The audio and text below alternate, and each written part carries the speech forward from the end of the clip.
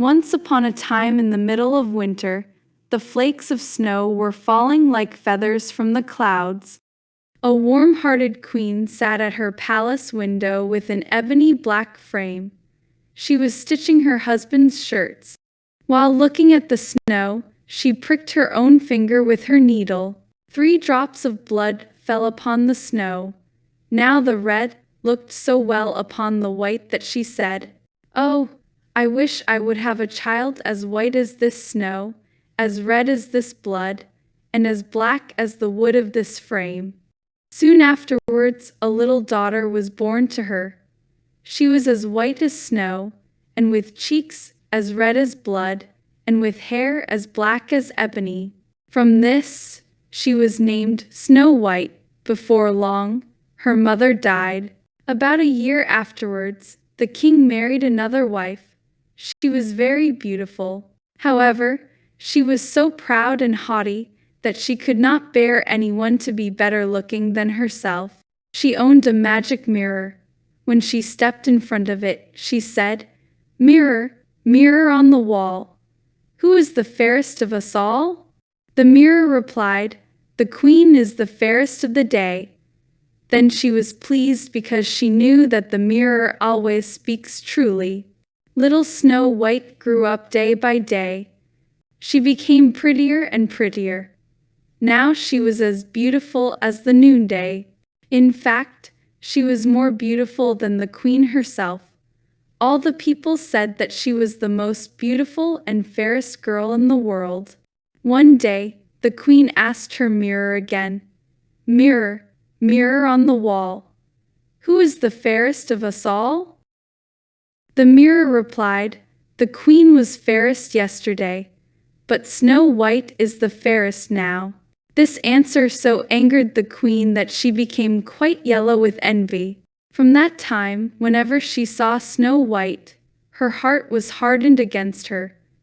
She hated the little girl. Her envy and jealousy increased so high that she had no rest day or night. One day, she called a huntsman and said, "Take the child away into a forest. I will never look upon her again. You must kill her and bring me her heart for a token." The huntsman listened with fear. Next day, he took the maiden away into a forest. He drew out his knife to kill her. Snow White began to cry, "Dear huntsman, save my life. I will run into the wild forest. I will never come home again." This speech softened the hunter's heart. Her beauty also so touched him that he had pity on her and said, "Well, run away then, poor child." At the same time, he thought to himself, "The wild beasts will soon devour you." He felt as if a stone had been lifted from his heart because her death was not by his hand. Just at that moment, a wild boar came roaring along to the spot. As soon as the huntsman clapped eyes upon it, he caught and killed it. He took its heart and carried it to the queen for a token of his deed. Now poor little Snow White was left homeless and alone. She had nowhere to go. She was overwhelmed with grief and fear. She didn't know which way to turn and go. She ran till her feet refused to go farther. She was also bewildered at the sight of so many trees. As it was getting dark, she saw a little house nearby. She entered to rest. In this cottage, everything was very small, but very neat and elegant. In the middle stood a little table with a white cloth over it, and 7 little plates upon it. Each plate had a spoon, a knife and a fork. There were also 7 little mugs. Against the wall were 7 little beds arranged in a row, each covered with white sheets. Snow White, being both hungry and thirsty, ate a little morsel of porridge out of each plate. She drank a drop or 2 of wine out of each mug. She did not wish to take away the whole share of anyone. As she was so tired, she laid herself down on one bed, but it did not suit her at all. She tried another, but that was too narrow. Another was too short, another too hard. The last one or the 7th was just the thing. She tucked herself up in it. She went to sleep, first sang her prayers as usual. When it became quite dark, the owners of the cottage came home. They were 7 dwarfs. They dug for gold and silver in the mountains all day long. These 7 dwarfs first lighted 7 little lamps, and saw at once that somebody had been in, because everything was not in the order in which they had left it. The first dwarf asked, "Who has eaten off my plate?"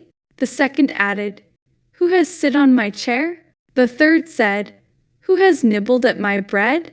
The fourth cried, "Who has eaten my porridge?"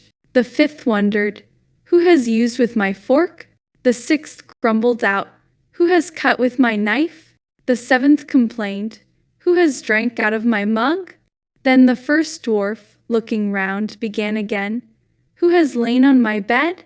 That was because he knew that his sheets were tumbled. At these words, the others went to each bed. Looking at beds, 5 dwarfs except 7th one cried out, "Someone has been here in our beds." At that moment, the 7th little man, running up to his bed, saw Snow White sleeping in it. He called his companions. He shouted at his friends to come. Then they held up their own lamps together. The bright light fell upon the little girl. 7 dwarfs shouted with wonder and held up their 7 lamps, so that the light fell upon the little girl. "Oh heavens! Oh heavens!" said they. "What a beauty she is!" They were so much delighted to see how beautiful Snow White was. They would not awaken her, leaving her to sleep. Instead, the 7th dwarf, in whose bed she was, slept with each of his fellows 1 hour, and so passed the night. As soon as morning dawned, Snow White awoke, and was quite frightened when she saw the 7 little men. The 7 dwarfs were friendly and asked her what she was called. "My name is Snow White," was her reply. "Why have you come into our cottage?" they asked. Then she told them how her stepmother would have had her killed, but the huntsman had spared her life. She explained how she had wandered about the whole day until at last she had found their house. When her tale was finished, the dwarf said, "Will you look after our household? Can you be our cook, make the beds, wash, sew, knit for us, and keep everything in neat order? If so, we will keep you here, and you shall want for nothing." Snow White answered, "Yes, with all my heart and will." From then on, she remained with them and kept their house in order. In the morning the dwarfs went into the mountains and searched for silver and gold. In the evening, they came home and found their meals ready for them. During the day, the maiden was left alone. Therefore, the good dwarfs warned her and said, "Be careful of your stepmother, who will soon know of your being here, so let nobody enter the cottage." Meanwhile, the queen believed that she was now above all the most beautiful woman in the world. One day, she stepped before her mirror and said, "Mirror, mirror on the wall, who is the fairest of us all?" The mirror replied, "The queen was fairest yesterday, but Snow White is the fairest now. The 7 dwarfs protect her from your sway, amid the forest far away." This reply surprised her. In no time, she knew that the mirror spoke the truth. She knew, therefore, that the huntsman had deceived her, and that Snow White was still alive.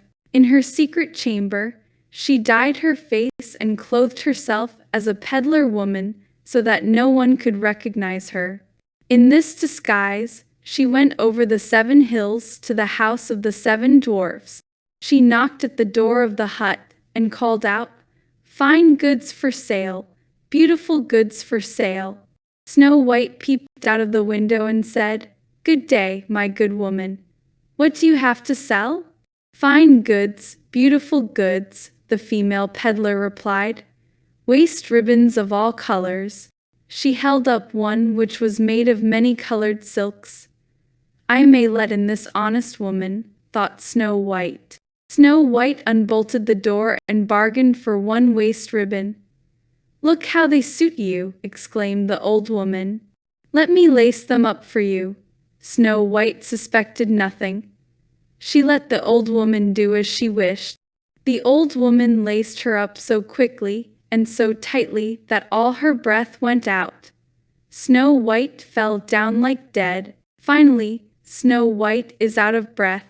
"She is soon dead," thought the old woman to herself. She exclaimed, "Now I am once more the most beautiful of all." The wicked stepmother queen hastened away. At twilight, not long after the stepmother had left, the 7 dwarfs came home. They were much frightened at seeing their dear little maid lying on the ground, neither moving nor breathing, as if she were dead. When they saw that she was laced too tight, they cut the waist ribbon to pieces. Sooner or later, she began to breathe again. Little by little she revived. The dwarfs now heard what had taken place. They said, "The old peddler woman must be no other than your wicked stepmother. Take more care of yourself. Let no one enter when we are not with you." Meanwhile, the queen had reached home. Before her mirror, she repeated her usual words. "Mirror, mirror on the wall, who is the fairest of us all?" The mirror replied as before, "The queen was fairest yesterday, but Snow White is the fairest now. The 7 dwarfs protect her from your sway, amid the forest far away." As soon as the mirror had finished, all her blood rushed to her head, because she was so angry to hear that Snow White was yet living. "But now," thought she to herself, "I will make something which shall destroy her completely." In her secret chamber, she made a poisoned comb by evil arts. The next day, disguising herself again, she took the form of an old widow. She went over the 7 hills to the house of the dwarfs. She knocked at the door and called out, "Good wares to sell today." Snow White peeped out and said, "You must go farther because I dare not let you in." "But still you may look," said the old woman. She drew out her poisoned comb and held it up. The sight of this comb pleased the maiden so much that she allowed herself to be persuaded and opened the door. As soon as she had bought something, the old woman said, "Now let me for once comb your hair properly." Snow White agreed. Scarcely was the comb drawn through her hair when the poison began to work. The maiden fell down senseless. The wicked queen cried with joy, "It is now all over with you." She departed in a hurry. Fortunately, evening soon came. The 7 dwarfs returned. As soon as they saw Snow White lying, like a dead person, upon the ground, they suspected the queen. On discovering the poisoned comb, they immediately drew it out. Then the maiden very soon revived and told them all that had happened. So again, they warned her against the devil stepmother and asked her to open the door to nobody. On her arrival home, the queen had again consulted her mirror and received the same answer as twice before. This made her tremble and foam with rage and jealousy. She swore that Snow White should die even if it cost her own life. She went into an inner secret chamber where no one could enter. There, she made an apple of the most deep and subtle poison. Outwardly, this apple looked nice enough to have rosy cheeks. It would make the mouth of everyone who looked at it water. But its poison was so fatal that whoever would eat the smallest piece of it would surely die. As soon as the apple was ready, the queen again dyed her face. She clothed herself like a peasant's wife. Then over the 7 mountains to the house of the 7 dwarfs, she made her way. She knocked at the door. Snow White stretched out her head and said, "I dare not let anyone enter. The 7 dwarfs have forbidden me." "That is hard on me," said the old woman, "because I must take back my apples. But there is one which I will give you for free." "No," answered Snow White, "I dare not take it. You should go right now." "What are you afraid of?" cried the old woman. "I can't go with your doubt. See me. I will cut the apple in halves. I will eat the green part. It surely gives you trust. Then you may eat the red cheek." When Snow White saw the woman eating the green part, she could no longer resist. Snow White stretched out her hand and took the poisoned part, the red cheek. Scarcely had she placed a piece in her mouth when she fell down dead upon the ground. Then the evil queen looked at her with glittering eyes and laughed aloud bitterly. She exclaimed, "White as snow, red as blood, black as ebony is gone. This time the dwarfs cannot reawaken you." She reached home as soon as possible and consulted her mirror.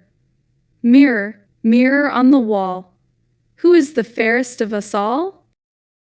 The mirror replied, "The queen is the fairest of the day." Then her envious heart was at rest as peacefully as an envious heart could rest. When the little dwarfs returned home in the evening, they found Snow White lying on the ground. This time there appeared to be no life in her body. She seemed to be quite dead. They raised her up and tried if they could find anything poisonous. They unlaced her, uncombed her hair, and even washed her with water, and then with wine. But nothing availed. The dear child was really and truly dead. Then they laid her upon a bier, which is a kind of a coffin along with its stand. All 7 placed themselves around it. Strangely enough, she looked still fresh and lifelike. Moreover, even her red cheeks had not deserted her. They wept and wept for 3 days without ceasing. Then they were prepared to bury her. They said to one another, "But we cannot bury her in the black ground." Then they ordered a case to be made of glass. The dwarfs wrote her name with golden letters upon the glass, saying that she was a king's daughter. The dwarfs placed the glass case upon a flat rock. One of them always remained by it watching. Through this glass case, they could see the body on all sides. Snow White lay peacefully in her case and did not change. She looked as if she were only asleep. She was still white as snow, red as blood, and black-haired as ebony. Even the birds bewailed the loss of Snow White. Animals in the forest came to protect the body of Snow White.